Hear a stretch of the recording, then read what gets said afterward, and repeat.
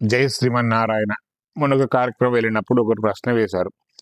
స్వామి, సత్యనారాయణ స్వామి వ్రతం ఎవరైనా ఎప్పుడైనా చేయవచ్చు అంటారు కదా, అది సమ్మతమే. మరి ప్రతి ఒక్కరూ పెండ్లైన తర్వాత నూతన వధూవరులు కూర్చుని ఖచ్చితంగా వ్రతం చేయాలి అంటారు.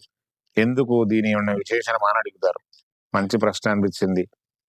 సత్యనారాయణ స్వామి వ్రతము మనం అనుగ్రహించింది నారద మహాముని అని ఎన్నో నోములు, ఎన్నో వ్రతాలు మనం అనుగ్రహించినారు. ఆయన కలహ ప్రియుడు అని పేరు ఉన్నప్పటికీ ఆయన లోక హితార్థమే అన్ని చేశారని మనకు తెలిసిన విషయమే.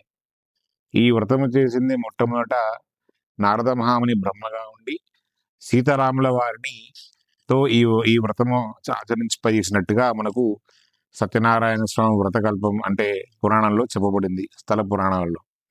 అయితే ఈ నూతన దంపతులు కూర్చుని వ్రతం ఎందుకు చేపిస్తారంటే గనక, సత్యనారాయణ స్వామి యొక్క అనుగ్రహం వలన ఆ నూతన దంపతులకు సకల అయ్యేటువంటి అంగరంగ వైభవంగా జరిగినటువంటి ఆ నూతన వధువుల్లో దృష్టి పోవడానికి మరియు అన్యోన్య దాంపత్యానికి, మంచి సత్సంతానం బహుసంతానం కలగడానికి గర్భాధానం కన్నా ముందే వివాహమైన మర్నాడు ఈ ఒకటువంటి కార్యక్రమాన్ని, ఈ వ్రతాన్ని నూతన దంపతులు కూర్చునబెట్టి వ్రతం ఆచరిస్తారు. అది మనకు ఆచారంగా వస్తున్నటువంటి వ్యవహారం. కావున వాళ్లకు మంచి హితము కోరడం కోసమే ఈ వ్రతం. జై శ్రీమన్నారాయణ. జై జై శ్రీమన్నారాయణ.